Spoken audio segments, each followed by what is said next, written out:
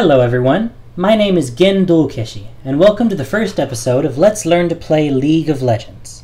The goal of this series is to help not only those new to the game, but also those who have been playing for a while. The in-game tutorials are helpful and all, but they simply don't cover everything that a good player needs to know. In today's lesson, we will be covering the user interface. This includes not only all the things on screen, but also your keyboard and mouse. Quite a bit of this you know from simply playing the tutorials, but there are many more things to know. There's quite a bit to learn, so take notes if you need to. I could help you do that better. Let's begin with your abilities, as seen above your health and mana bars on the bottom of the screen. If you've played even one game, you should know that you can activate these by clicking on them, or by pressing Q, W, E, and R, and D and F for your summoner spells.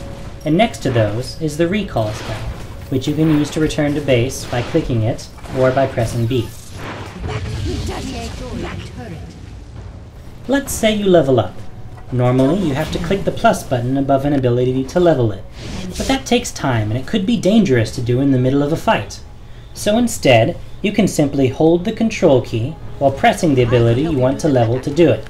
It's very handy and will help you not to get distracted by it during the battle. There are two more key combos that will help you cast your spells more efficiently.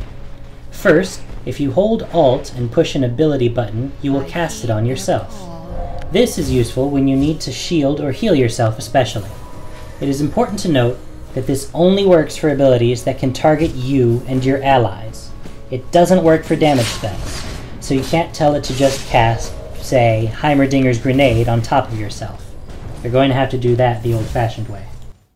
Lastly is what is known as smart casting. Tired of targeting reticles? Tired of activating an ability and then clicking where to put it? Try smart casting.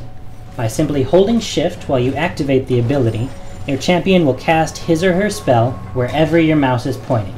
This is super handy and can save you heaps of time. I concur. Moving on, let us go left to the rest of your champion info. This little area contains tons of information, most of which you don't need all the time, but it's useful to know that it's there. By just looking at it, you can see what items you have, how much gold you have, your level, a bar showing your name with a progress bar to the next level, and a list which has, from top to bottom, your attack damage, your ability power, your attack speed, your movement speed, your armor, and your magic resistance. If you hover your mouse over any of this list, it will give you more information about it, and if you hover over the progress bar, it will show you exactly how much XP you have and need for the next level. By clicking your champion's portrait, or by pressing C at any time, it brings up a box with all this info and more in greater detail. Again, this is useful to know about, but you will not need to use it often. What you will need to use here are your items and your money. The number one question I hear from people new to this game is, how do I use my items? How do I use these potions I bought? Well, you can move your mouse to them and click on them, but that takes time and you might get killed while you look away from the game to go there. Instead, the items are conveniently assigned to the numbers 1 through 6. By simply pressing the number on your keyboard, you can use the item, or its active ability if it has one. Lastly here is the shop. The shop can be reached a number of ways. You can left-click on the merchant himself while you're standing in the fountain. You can left-click on the little bag of gold next to how much money you have, or you can press P. Remember, you can only actually buy things from the shop when you're standing in the fountain or you're dead. But you can view the shop from anywhere, and whatever page you're on, when you close it, will be exactly what is there the next time you open it. This function can be used to help you plan ahead while you're, say, walking back to your lane.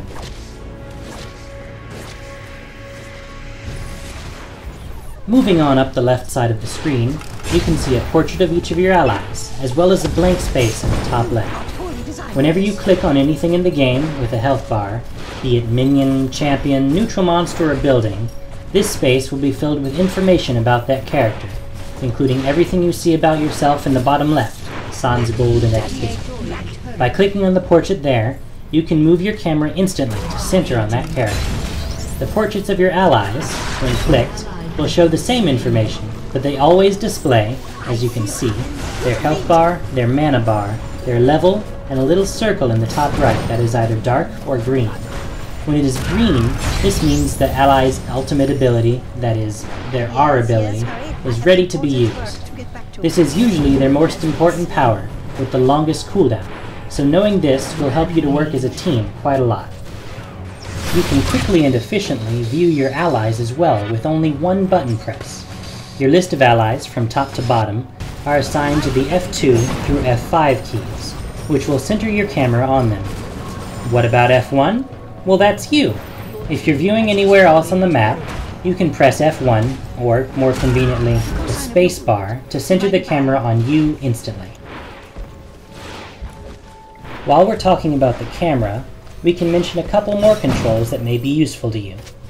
You can toggle the camera lock, that is, whether or not the camera is always centered on you, by pressing Y. Your choice will persist regardless of how many games you've played since you pushed the button, and you can always change it back. Most people prefer to have it unlocked so that you can see more of the game, but it may take some getting used to. Moving the camera itself can be done a number of ways.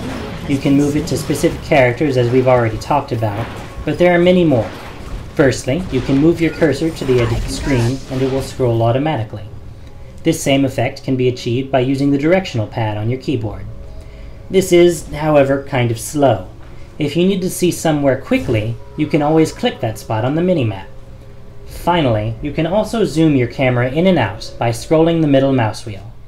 It's not very useful in-game, but handy if you want to watch your champion dance.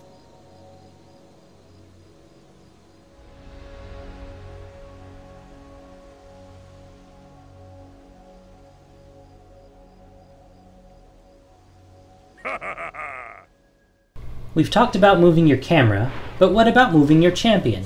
You have more options than simply right-clicking ahead of you on the map. Firstly, and most importantly of your other options, you can right-click anywhere on the minimap to go there. The game will choose the shortest route for you, but be careful, it could send you through dangerous territory. Next, we can talk about attack movement. You do this whenever you right-click on an enemy. You move automatically as close as you need to be in range, and you begin auto-attacking them. You can also do this, however, without a target. By holding Shift and then right-clicking an area, or by hitting A and then right-clicking, you can begin moving toward that point. As soon as an enemy appears within range, your champion will stop and begin attacking them. This is good for if you get ambushed and want to begin attacking them immediately. That's all well and good for moving, but what about not moving? We have two more buttons for that. Hitting S will make you immediately stop moving. You can use this to keep yourself from automatically walking forward into range of something that might kill you, like a tower. You can also press H to hold position. If you do, you will stand in place, attacking what's in range of you, but not chasing it, until you right-click to move somewhere else. Back to our clockwise motion around the screen, in the top right are a few useful tidbits. On top, you see from left to right the current game time, the number of enemies you've killed, the number of times you've died, and the number of assists you've had. Below that is your current frames per second, your video quality that is, and a bar tracking how high your latency is. This translates roughly into how much lag you have, with more of the bar filled being worse for you. You can hover over it with your mouse to see the exact number, or hit Ctrl and F to toggle a permanent display. Below that is simply the number of kills your team has versus the number the enemy team has. Finally on screen, let's talk about the bottom right. This is the minimap. I know we've talked about it already, but I must emphasize this. The minimap is your friend. You should always keep an eye on the minimap. It's very important that you always know where everyone is. On top of the minimap are two ping buttons. The first is your normal ping. You use this anywhere on the map to notify your teammates of things, such as missing enemies, towers that need to be defended, or telling people to meet up to take down the dragon. This ping can be activated by pressing G and left-clicking, or by holding Alt and left-clicking. Very interesting. The other ping is for retreating. You use this to tell your allies to fall back from a fight, or to stop pushing a lane because the enemy's approaching. This one is used by pressing V and left-clicking, or by holding Control and left-clicking. That's everything on the main screen, but there are a few more important things left. When you hit O, or hold the Tab button, you will bring up the scoreboard.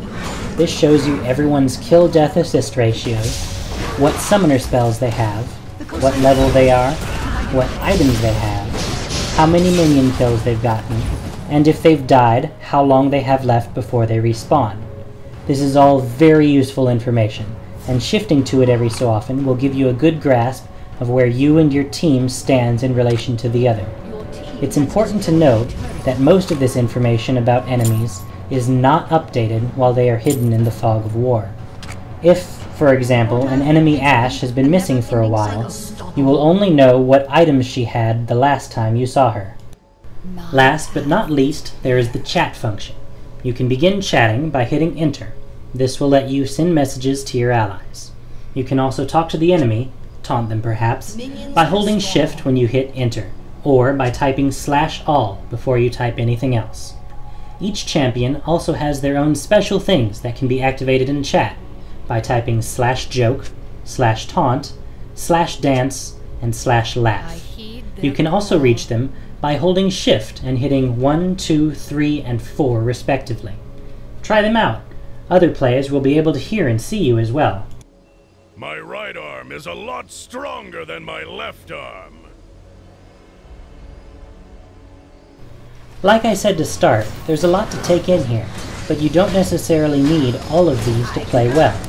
Try adding 1 or 2 of these commands to how you play in your next game, and see how it helps you. And if you find the controls to be inconvenient, you can always go into the options and rebind them to whatever you want. Thanks for watching the first episode of Let's Learn to Play League of Legends. I hope you enjoyed it and learned a thing or two about this awesome game. Please leave a comment below to let me know how I did, hit the like button if you enjoyed it, and subscribe for future episodes. If you've never played League of Legends and want to try it out, just follow the referral link in the description below.